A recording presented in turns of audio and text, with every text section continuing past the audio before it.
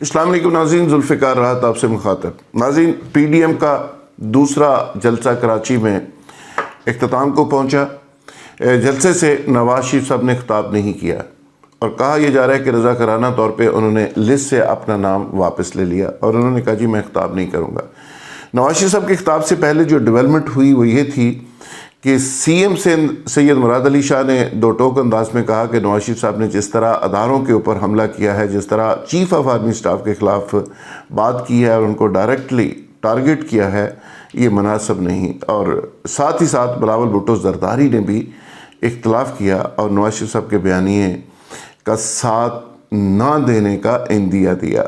جب یہ ٹکر چلے تو اس کے بعد لندن میں مشاورت شروع ہو گئی اور اس کے بعد نواز شریف صاحب نے ناراضگی کا اظہار بھی کیا اور اپنے قریبی ساتھیوں کو کہا کہ مجھے اس طرف دھکیل کر کچھ لوگ فائدہ اٹھانا چاہ رہے ہیں، اسٹیبلشمنٹ سے رابطے بڑھانا چاہ رہے ہیں۔ تو یہ وہ بات ہے جس کو کہتے ہیں نا قانون مکافات عمل ہے۔ تو نواز شریف صاحب نے بھی تو ہمیشہ یہی کیا نا کہ فضل الرحمان صاحب کے لانگ مارچ سے انہوں نے کیا فائدہ اٹھایا، جیل سے نکلے اور پلیٹلیٹس کا بہانہ اور اس کے بعد ملک سے باہر چلے گئے۔ اسی طرح زرداری صاحب نے، آج میں بڑی امپورٹنٹ بات کر رہا ہوں، بڑا اہم چیز فیکٹ آپ کے سامنے رکھنے لگا ہوں۔ زرداری صاحب کے ایک سینئر جرنلسٹ نے انٹرویو لیا، آج بھی کلپ اس کے پاس محفوظ ہے۔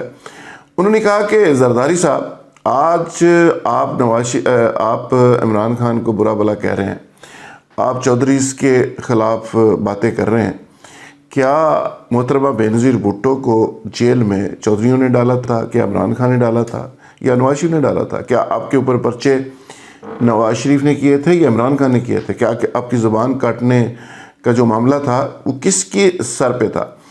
تو اس ساری چیزیں سننے کے بعد انہوں نے ایک لفظ کہا، انہوں نے کہا کہ میں اس کو نواز شریف کو ایک ایسی جگہ ماروں گا جب مجھے موقع ملا کہ جہاں اس کو پانی نہیں ملے گا۔ میں ذاتی طور پہ یہ سمجھتا ہوں کہ زرداری صاحب نے ایک کھیل کھیلا ہے اور وہ سکون کے ساتھ ہسپتال جا بیٹھے ہیں۔ زرداری اور شہباز شریف دونوں باخبر آدمی ہیں، تیسرے شیخ رشید صاحب ہیں، وہ تو ظاہر ہے اس گیم میں نہیں ہے، وہ بتاتے رہتے ہیں، وہ ہمارا کام جرنلسٹوں والا وہ کرتے رہتے ہیں۔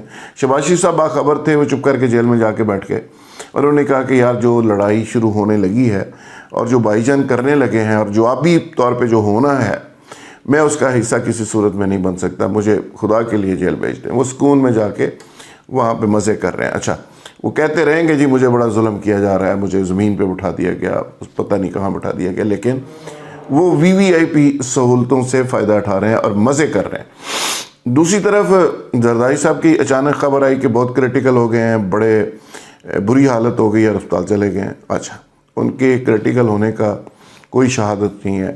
میری اطلاع یہ ہے کہ انہوں نے کہا کہ مجھے ادھر رکھیں، میں کسی جلسے سے کوئی خطاب نہیں کرنا چاہتا اور بلکہ میرا ویڈیو میسج بھی نہیں چلے گا۔ وہ سکون سے بیٹھ کے اچھا، نواز شریف صاحب کو کہا گیا کہ شیر بنے۔ نواز شریف صاحب نے سیدھی ٹکر ماری دیوار کے ساتھ اور باجوہ صاحب کو مخاطب کر کے اور آرمی کے انسٹیٹیوشن کے اوپر چڑھائی کی اور انڈیا نے جو اس پہ شادیانے بجائے اور پوری دنیا میں جو جگ ہنسائی ہوئی اس کا ریئیکشن ظاہرانہ تھا۔ اب کیپٹن صفدر صاحب نے کل ایک تماشا لگا دیا، یعنی حضرت قائد اعظم کی قبر کے اوپر جا کے بجائے اس کے وہ دعا کرتے، انہوں نے دعا بھی نہیں مانگی، ہاتھ بھی نہیں اٹھائے اور ایسے ہاتھ باندھ کے کھڑے رہے۔ کچھ لوگوں نے کہا کہ بیگم صاحبہ کے سامنے با ادب ایسے ہی کھڑے رہتے ہیں تو وہ عادت پڑ گئی اور اسی طرح وہ وہاں کھڑے تھے، لیکن حضرت قائد اعظم کی قبر کے اوپر جا کے خدا کے بندے کو دعا ہی مانگ لیتے۔ خیر دعا انہوں نے نہیں مانگی، لیکن وہاں پہ ووٹ کو عزت دو کے نعرے لگائے۔ کاش یہ ووٹ کو عزت دو کے نعرے کے ساتھ ساتھ یہ بھی کہیں کہ ووٹر کو عزت دو، یعنی جو ووٹر کو ذلیل کرتے ہیں یہ الیکٹ ہونے کے بعد اس کو بھی عزت دیں۔ کاش اس ووٹر کو بھی عزت دیں، لیکن اس بیچارے کی قسمت پہ عزت نہیں ہے۔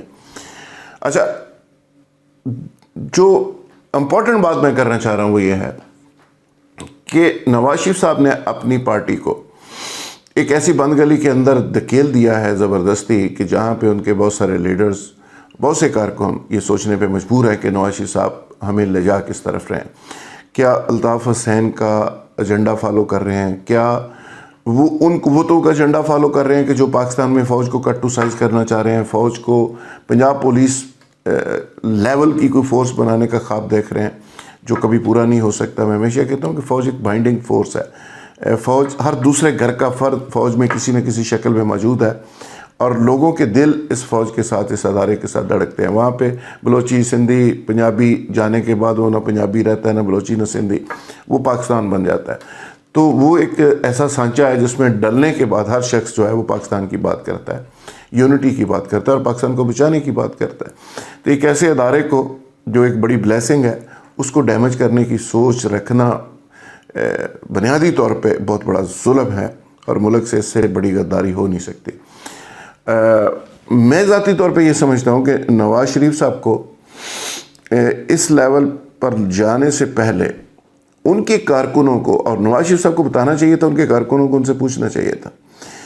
پہلا سوال تو یہ ہے کہ کیا واقعی نواز شریف اتنے نظریاتی، اتنے انقلابی ہو چکے ہیں کہ وہ ملک کے اندر سول سپرمیسی قائم کرنا چاہتے ہیں؟ کیا واقعی وہ فوج کا عمل دخل ہمیشہ کے لیے ختم کرنا چاہتے ہیں، یا پھر وہ چاہتے ہیں کہ فوج ان کے لیے کردار ادا کرے، ان کا راستہ ہموار کرے؟ کیا جو تقریر انہوں نے کی تھی وہ کسی کو بیرون ملک، کسی کو خوش کرنے کے لیے امریکی اسٹیٹ ڈپارٹمنٹ میں ٹیلی فون کر کے، رابطے کر کے، یا کسی اور لابی فرم کے لوگوں کے ساتھ رابطے کر کے، یا ملک دشمن کچھ لوگوں سے کنورسیشن اور مشاورت کے بعد یہ ایک اٹیک کیا گیا، اور اس اٹیک کا پھر ریئیکشن چیک کرنے کی کوشش کی گئی، اور آگے سے پھر جب ریئیکشن آیا تو اس کے بعد انہوں نے تقریر کرنے سے ہی معذرت کر لی؟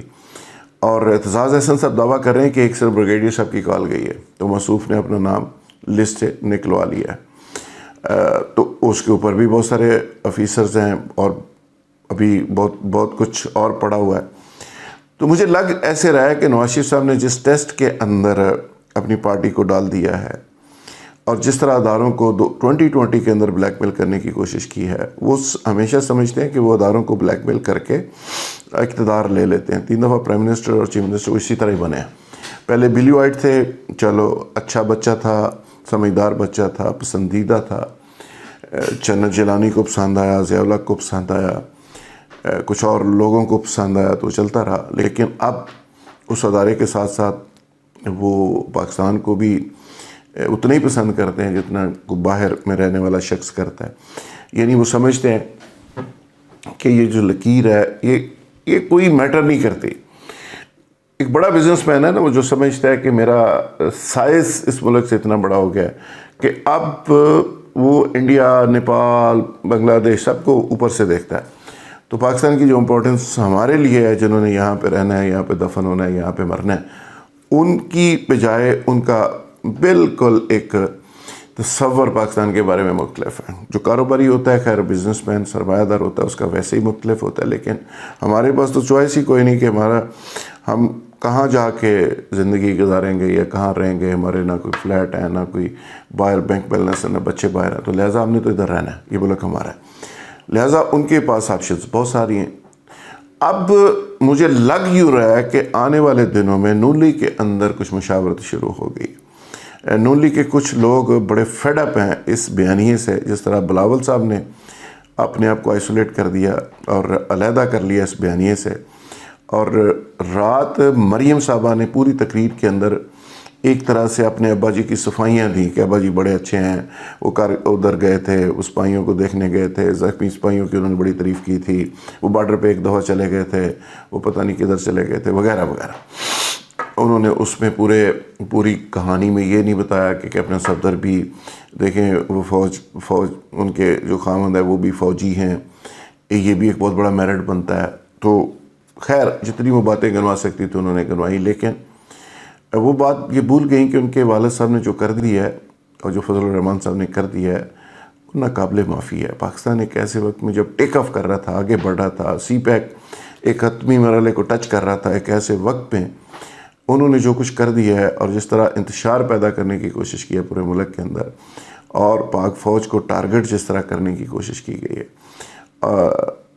وہ میں سمجھتا ہوں کہ کچھ لیول پہ عام آدمی بھی، مڈل کلاس یہ بھی، پڑھے لکھے لوگ بھی، فوج بھی، تمام کے تمام ادارے سمجھتے ہیں کہ وہ ناقابل معافی ہے۔ جس طرح شریف فیملی ایک مافیاز کی طرز پہ آپریٹ کرتی ہے، جس طرح پیپلز پارٹی وہاں پہ ایک سسٹم بنا کے بیٹھی ہوئی سندھ کے اندر، اسی انداز میں یہ لوگ سمجھتے ہیں کہ چلنا ہمارا حق ہے۔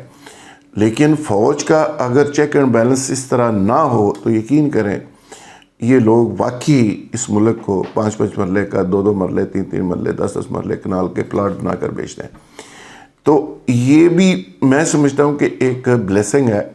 ورنہ تو یہاں پہ مینڈیٹ خریدنا، یہاں پہ لوگوں کو خریدنا، یہاں پہ ووٹرز کو خریدنا، یہ جو الیکٹیبلز کی کہانی ہے کس کو نہیں پتا یہ کیا کہانی ہے. 25-25 ہزار ووٹ ہر حلقے کے اندر یا جعلی بنے ہوئے ہیں یا شناختی کارڈ خریدے ہوئے ہیں. ان کو ہر مہینے آٹے کا تھیلا، گھی کا ڈبہ اور پیسے جاتے ہیں. شناختی کارڈ ان کے پاس جمع ہے، اور وہ جس شخص نے بھی اپنے حلقے میں یہ مینجمنٹ کی ہے وہ الیکٹیبل کہلاتا ہے. الیکٹیبل جب آتے ہیں تو پھر 5-10 ارب روپیہ لگتا ہے، اور 5-10 ارب روپیہ لگائیں اور گورنمنٹ بنائیں اور اس کے بعد موجیں کریں، ملک کی تقدیر کے ساتھ کھیلیں. تو میں آج پاکستان کے اداروں کو بھی مخاطب کر کے یہ کہنا چاہتا ہوں کہ بس کر دیں، اب بس کر دیں، بہت ہو گئی. ایسے لوگوں کو پالنے کا سلسلہ، چلانے کا سلسلہ، آگے بڑھانے کا سلسلہ بند کر دیں، جو کل کو اس ملک کو، اس ادارے کو اور سب کو، ان اداروں کو جو ملکی سلامتی کے ادارے، ان کو بھی آنکھیں دکھانا شروع کر دیں. ان سے ایسے ایکسپیرینس میرا خیال ہے ملک کے اندر نہیں چلنے چاہیے. 2020 ہے، اب جو اسٹیٹ نے اسپیس سرنڈر کی ہے وہ واپس لینے کا وقت ہے. وہ پولیٹیشین سے بھی، وہ ہر شعبہ زندگی سے جہاں جہاں پہ اسٹیٹ نے کمپرومائزز کیے. تو میرا خیال ہے اب وہ وقت ہے، اگر اسٹیٹ نے وہ کمپرومائزز کا سلسلہ بند نہ کیا اور اب بھی اگر اسٹیٹ بلیک میل ہو گئی کسی اسٹیج کے اوپر، تو پھر میرے منہ میں خاک. میں سمجھوں گا کہ پاکستان کے اندر ایک ریورس گیئر لگے گا. جو آگے کی طرف چیزیں چل پڑی ہیں اور موو فارورڈ ہو رہی ہیں، وہ کہیں واپسی کی طرف سفر نہ شروع ہو جائے. اگر ایسا ہوا تو جس طرح قاسم سراج دہلی صاحب نے اپنا آڈیو پیغام دیا ہے، وہ چیزیں سچ ثابت نہ ہو جائے. جو یہاں پہ بزنس مین رہ گئے ہیں، جو باہر جا سکتے ہیں، رہ سکتے ہیں، ان کی کیپیسٹی ہے، وہ تمام کے تمام لوگ باہر موو کر جائیں گے. تو آج یہ تماشا بند کرنے کی ضرورت ہے، اور یہ تماشا اگر بند نہ ہوا تو آنے والے دنوں میں ایک بڑا ڈیزاسٹر ہوگا. تو اب پاک فوج کو بھی، کیونکہ وہ انہوں نے بھی حلف لیا ہے، اسٹیبلشمنٹ کو بھی ایک فائنل اور حتمی رول ادا کرنا ہوگا، اور حکومت کو بھی صرف حکومتی وزراء کو ہوائی فائرنگ سے اوائڈ کرتے ہوئے پریکٹیکلی کچھ کرنا ہوگا، اور چیئرمین نیب کو بھی پریکٹیکلی کچھ کرنا ہوگا. ورنہ یہ تماشا اسی طرح چلتا رہے گا. اور ریفارمز جب تک نہیں کی جاتی سسٹم کے اندر، ریفارمز کی جائیں گی تو پھر اسٹیٹس کو سے جان چھوٹے گی، ان الیکٹیبل سے جان چھوٹے گی. یہ دیکھیں بہت دفعہ ہمیں ایسا اندازہ ہوتا ہے، احساس ہوتا ہے کہ ان کی شکلوں کے اوپر ایکسپائری ڈیٹ لکھی جا چکی ہے. کبھی کبھی نظر بھی آتی ہے، لیکن پھر اسٹیٹس کو کا نظام، پھر وہ پیسے کا استعمال ان کو زندہ کر دیتا ہے. تو اگر آپ ان سے مستقل بنیادوں پہ کرپٹ ایلیمنٹ سے اور اسٹیٹس کو سے جان چھڑانا چاہتے ہیں تو پھر سسٹم کے اندر ریفارمز کی ضرورت ہے. یہ سسٹم مکمل طور پر فیل ہو چکا ہے. آپ کا عدالتی نظام فیل ہو چکا ہے، انصاف دینے کا میکنزم تباہ برباد ہو چکا ہے. اس ملک کے اندر وہی سچویشن ہے کہ جو کمزور ہے وہ اس میں جالے میں پھنس جاتا ہے، جو طاقتور ہے اس کو رونتا ہوا گزر جاتا ہے. اگر 2020 کے اندر بھی جب چائنا کے سٹیکس پاکستان میں بڑھ چکے ہیں، جب پاکستان کا دشمن ہائبرڈ وار پاکستان کے اوپر نافذ کر چکا ہے، مسلط کر چکا ہے، ایسے وقت میں اگر ہم نے یہ فوری فیصلے نہ کیے تو خدا نخواستہ بہت دیر ہو جائے گی. تو میرا خیال ہے اب یہ بال ٹو بال کمنٹری، یہ تماشے، یہ ڈرامے سارے بند کرنے کی ضرورت ہے، اور سسٹم کو ایک کنٹرول سسٹم کی طرف لے جانے کی ضرورت ہے، تاکہ ٹرکی کی طرح، ملیشیا کی طرح، چائنا کی طرح ہم بھی آگے بڑھ سکیں اور ترقی کا راستہ دیکھ سکیں. ورنہ میں یہ گلہ کرنے کا مجھے پورا حق ہے کہ ہمارا کیا قصور ہے. یعنی ہمارے ملک کے اندر اتنا پوٹینشیل ہے، ہم بہت آگے بڑھ سکتے ہیں، بہت ترقی کر سکتے ہیں، لیکن ہمارے نصیب میں نہیں ہے. کم از کم ہم نہیں دیکھ سکے. تو آج ایک رائٹ ٹریک کے اوپر ہم چلے جائیں، آنے والی ہماری نسلیں کم از کم اس سے استفادہ کر سکیں. بہت شکریہ. Thank you very much.